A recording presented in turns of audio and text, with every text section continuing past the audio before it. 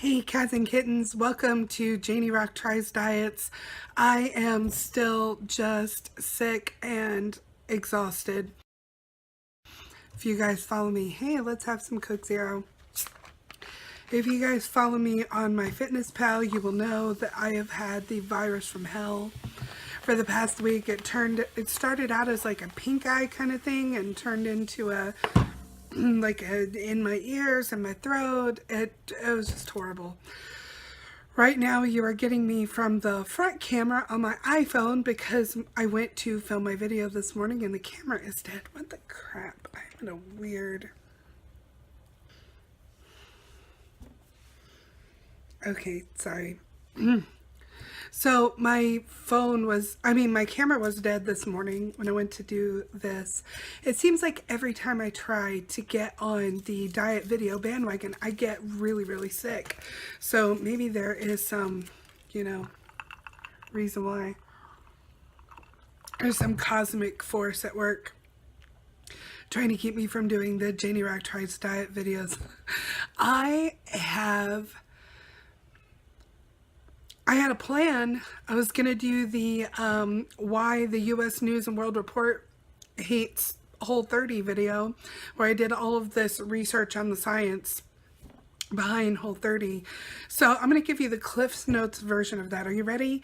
There's pretty much no science that backs up Whole30. That doesn't mean it's a wrong thing to do or a bad diet or doesn't give you benefits, but pretty much none of the claims that Whole30 makes can be backed up by any actual peer-reviewed science.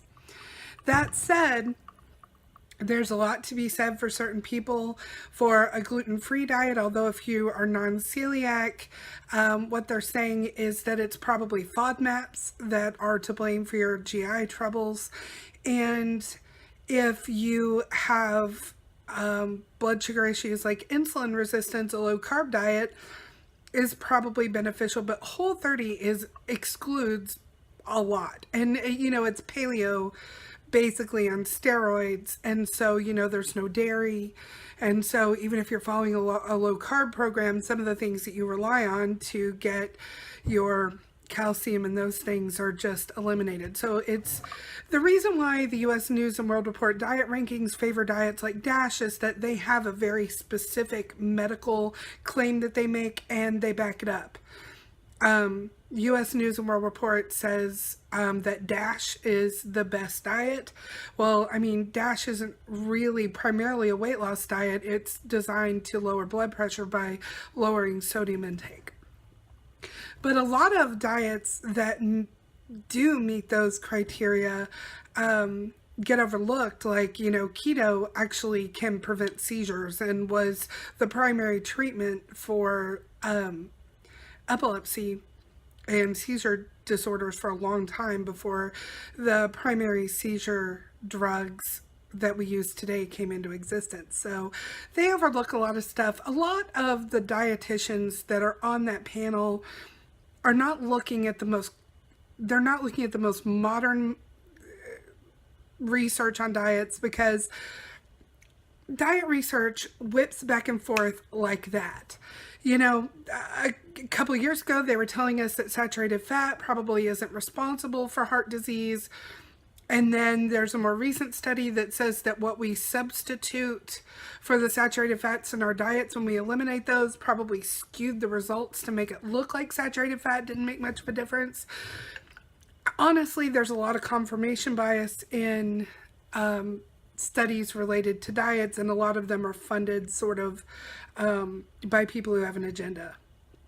So it's really difficult to tell what the science is and what the science isn't. But I'm going to try to get to the bottom of some of this stuff and do some really good research so we can talk about it. Now, what I expected to have been able to do by now that I haven't been able to do is walk you guys through myfitnesspal, talk about how they select your calorie totals, how you log your food, and all of that stuff. But again, just being flat out with this crazy virus, it may have been two viruses that kind of merged actually, has left me unable to get to that. But I'm gonna do that in the next video. I'll tell you where I am. I've lost 11 pounds. Yay! Since the beginning of the month, but I had a giant pig fest over the weekend, and I seesawed back and forth like 4 pounds just over the weekend. I was really bad about logging my food and was so like about everything I ate that I didn't even log some of it until the next morning. I ate a lot of pizza this weekend. I went grocery shopping, and grocery shopping is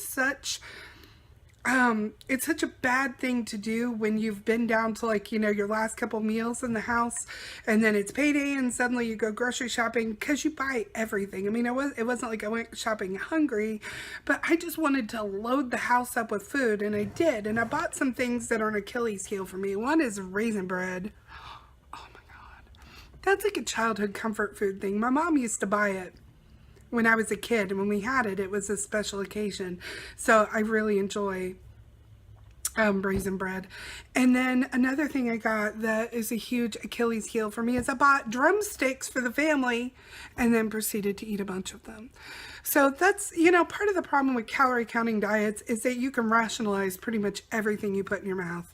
Anything you want to eat, you can rationalize, because technically none of it's off limits if you stay under your calories. You know, a lot of this is a calorie debate. I think is going to be centered on what certain types of food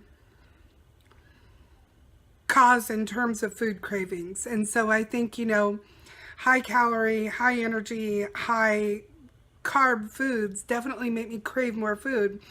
So if I have something like a bagel in the morning, I'm going to want to eat all day. And this is something I've long thought, and I'm hoping that science gets to the bottom of that soon. So there we have it. I've lost 11 pounds. I mean, calorie counting does work if you can stick to it. I got to tell you, when I am allowed the entire palette of food to eat, I will eat it. So I'd love your take on all this in the comments. Please like and subscribe to my channel because it helps me be able to be seen by more people. Next time we are going to go through MyFitnessPal and all of the things it offers there. I will be using MyFitnessPal through this entire thing, no matter what diet I'm doing, because it so far is the best platform I've found for just communicating with other dieters and logging food. And they have, you know, a comprehensive database of food that I haven't been able to really find another app that beats that. So stay tuned for that. It's good to see you guys again. Thanks for hanging out and waiting for my next video. See you later.